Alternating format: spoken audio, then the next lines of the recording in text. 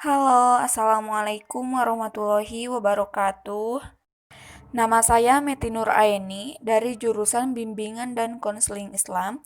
Video ini dibuat untuk tugas akhir Marijuana 2020 Kader BNN UIN Sunan Gunung Jati Bandung. Di sini saya akan membahas narkoba dan cara pencegahannya. Lalu, apa itu narkoba? Narkoba adalah zat atau obat yang berasal dari tanaman atau bukan tanaman, baik sintetis maupun semi-sintetis, yang dapat menyebabkan penurunan atau perubahan kesadaran, mengurangi sampai menghilangkan rasa nyeri, dan dapat menimbulkan ketergantungan. Adapun jenis-jenis narkoba, diantaranya yang pertama ada ganja. Ganja atau marijuana adalah psikotropika yang mengandung tetrahidrokannabinol dan cannabidiol yang membuat pemakainya merasakan euforia. Yang kedua ada kokain. Kokain adalah senyawa sintetis yang memicu metabolisme sel menjadi sangat cepat. Efek kokain dapat membuat pemakainya merasa segar, gembira, bersemangat, banyak bicara, dan percaya diri dalam waktu singkat. Yang ketiga ada sabu-sabu. Sabu-sabu atau dikenal sebagai metamfetamin atau kristal met adalah narkotika yang sangat adiktif. Salah satu efeknya bisa meningkatkan kepercayaan diri dan menciptakan perasaan senang meski semu, gangguan kecemasan, paranoid, insomnia, dan hiperaktif. Yang keempat ada ekstasi.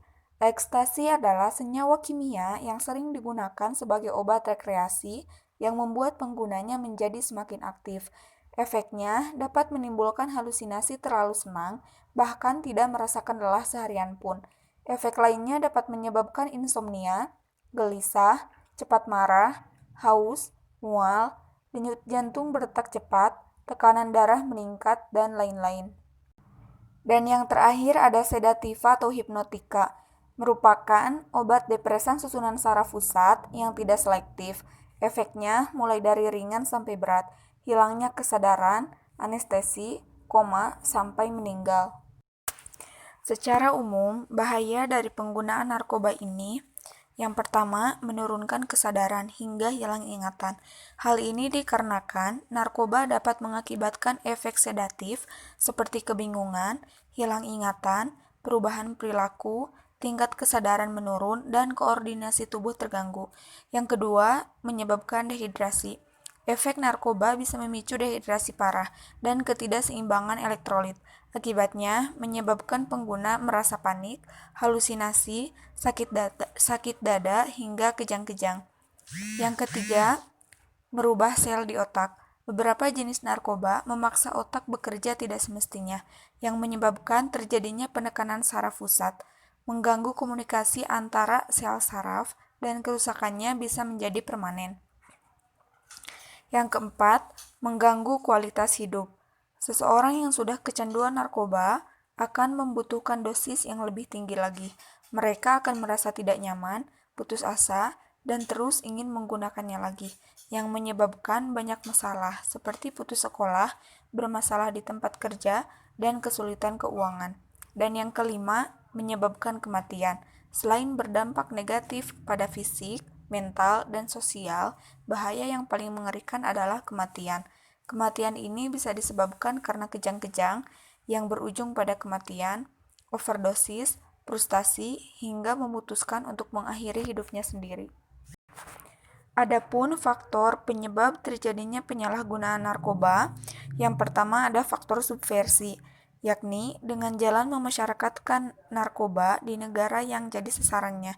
Subversi ini biasanya tidak berdiri sendiri, dan biasanya diikuti dengan subversi dalam bidang kebudayaan, moral, dan sosial. Yang kedua, penyebab dari terjadinya penyalahgunaan narkoba, yakni faktor ekonomi.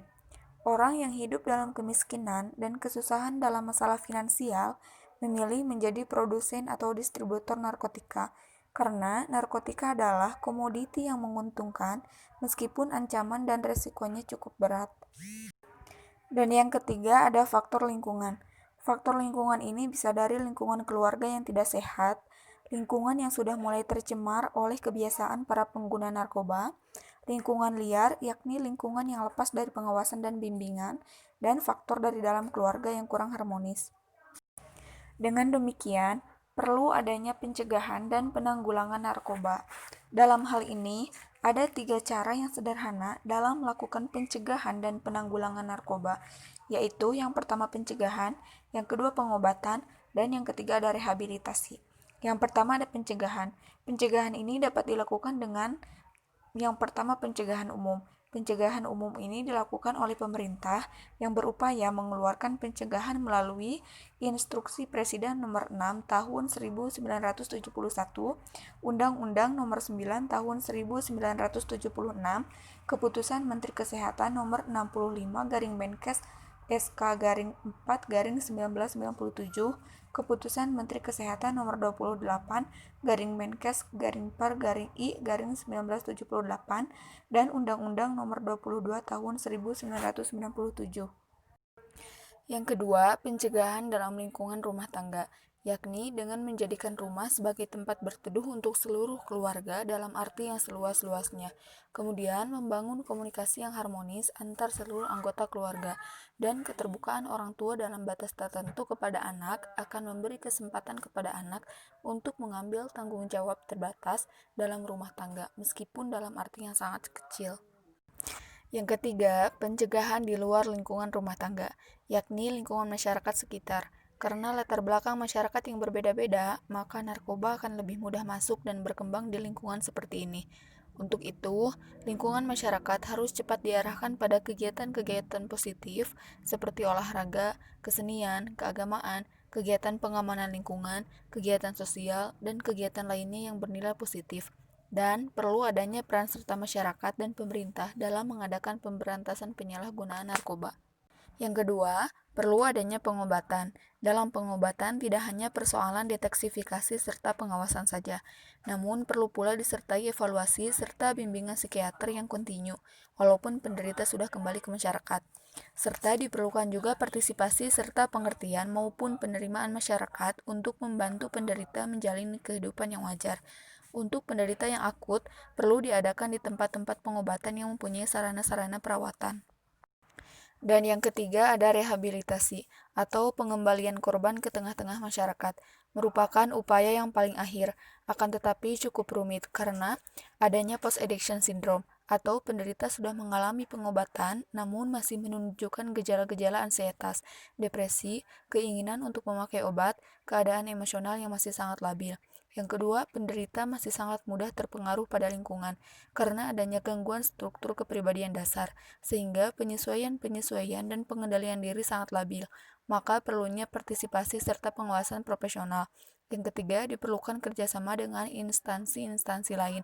Yang keempat, terbatasnya fasilitas pengobatan dan rehabilitasi, serta tenaga profesional yang terdidik. Dalam keadaan seperti ini, dukungan, perhatian, dan kasih sayang dari orang tua, keluarga, dan lingkungan tempat korban bergaul sangat diperlukan. Juga, peranan agama mutlak sangat diperlukan, mendekatkan korban kepada ajaran agama dan menambah keimanan dan ketakwaan korban kepada Tuhan Yang Maha Esa merupakan bagian yang ikut menentukan keberhasilan korban kembali ke masyarakat. Sehingga korban mampu berdiri sendiri dengan suatu kepastian dan keyakinan yang kokoh, hingga kebal akan segala godaan yang menjurus kembali ke lembah dosa narkotika. Sekian yang dapat saya sampaikan, semoga bermanfaat. Wassalamualaikum warahmatullahi wabarakatuh.